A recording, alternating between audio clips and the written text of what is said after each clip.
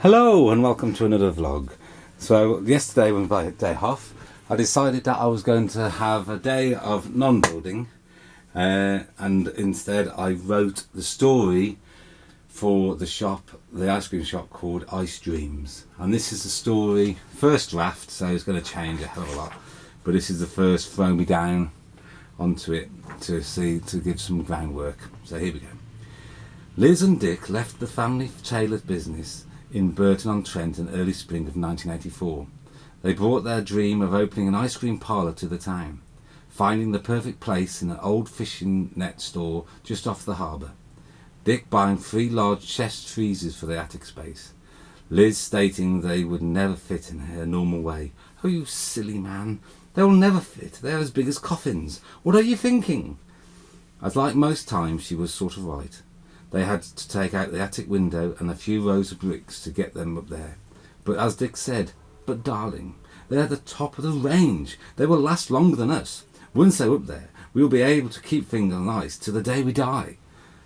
After the crane had put the last freezer through the big windowless hole, builders got to work taking off the large wooden doors and glazed the front.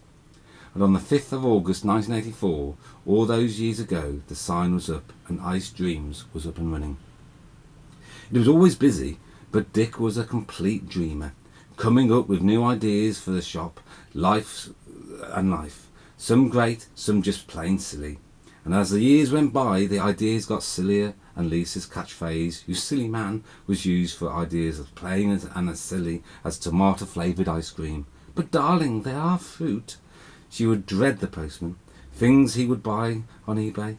"You silly man, why do we need a draftman scale model Telford Town Centre? But darling, haven't you any idea how much it would cost new? We live 300 miles away from the place. What are you thinking, you silly man?" But the truth was, Liz loved Dick for his silly ways. It's what made her fall in love with him all those years ago at the disco. Even if he had 2 left feet, he did something that had always been lacking from her childhood. Surprises, laughter and magic. He was silly, maddening sometimes, but the truth was, Dick was Anthony to Liz's Cleopatra. The latest delivery from eBay had brought a large fiberglass ice cream.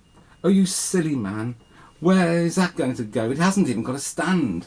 "But darling, I have just the place for it. It will be like a ship's figurehead for the shop." So early the next Sunday, the new silly plan was completed. He didn't fall off the ladder. It wasn't the weight of the ice cream. He'd already put it last screw in. It was holding there perfectly. He'd simply forgotten he was 20 foot up a ladder and stepped back to take a look at his handiwork. That's why he didn't scream. He was dead before he knew it. But Liz screamed. From within the shop, she couldn't help it. "You silly man!" She knelt down at the body. "You silly man!" And before she knew what she had done, she had leant down and slapped the body across the face. In that moment, Liz lost her mind. This couldn't have happened. With the strength of the lost, she dragged the body into the shop, up the stairs, flipped open a chest freezer and tipped the body in. She closed the lid with a, "You silly man, I'll have to get that ladder down myself. Luckily it's Sunday morning, still time to get open." That was 3 weeks ago. No one has seen Dick. Liz is always talking to him from the shop below, but he never comes down from the attic. But each night, if you look up at the unusually large window just below an oversized fiberglass ice cream, you might see a glow. A glow from an open freezer. Liz is chattering away. "Oh, Dick,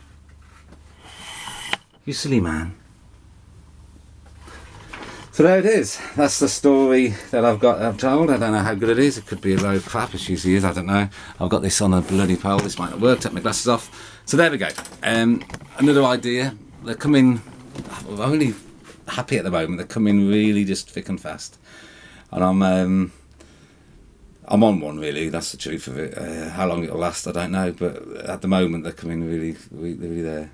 I'm stupid thinking. I'm not educated. I'm not that bright, really. I don't think that makes much of a difference. I think I know sometimes knowing your limitations can be very opening.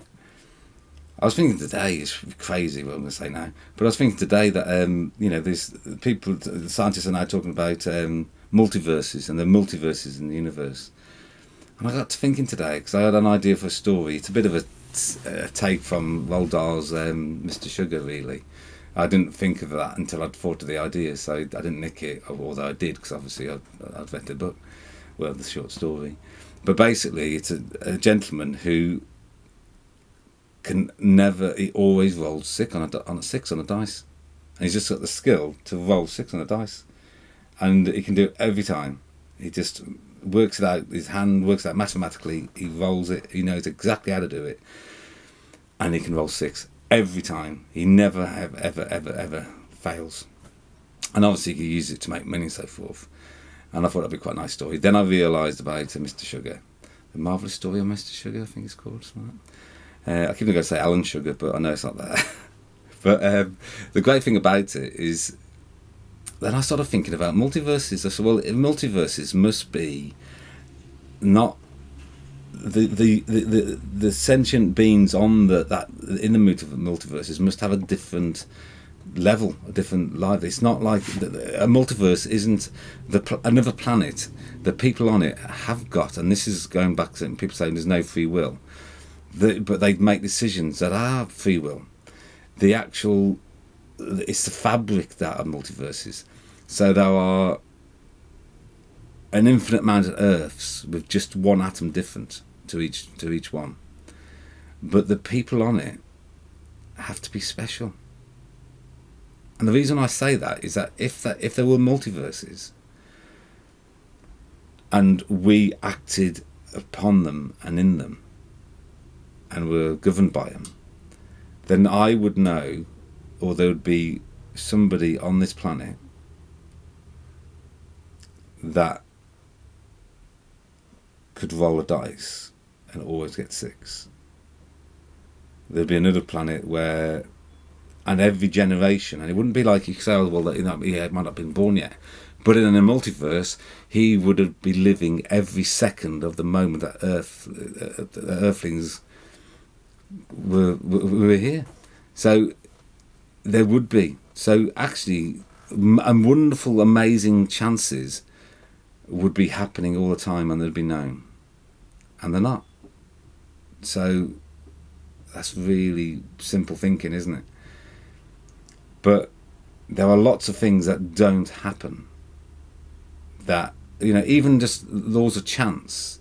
In a multiverse, there would be a world where a man just always rolled a six every time he shook a dice. And that multiverse, if we are affected by it, exists. But then there'll be another man that only failed once in the whole of his life. Now, you could argue that the multiverse we live in is the multiverse where there is not a man that can roll, that the number six was never rolled ever, or the dice doesn't exist. What is a good point? But yeah, I think I know what I'm saying, and I don't know what I put it here. I'm going to throw it in. I might even one day bore the shit out of you and start talking about the cosmic joker. I think it's very important to have a deity. It's very silly to have one that other people believe in, because that's just control. You've got to make up your own one and believe in him. And obviously the rules are, he has to be one of neutrality, not good or bad, because that's silly. Because a good act causes bad things to happen as well as good. Neutral is the only way, middle ground is the only way to say, well, okay, 50 are unhappy, 50 are happy. That's the best result you can get, and that's the cosmic joker. Anyway, I really am waffling now, so it is time to say goodbye.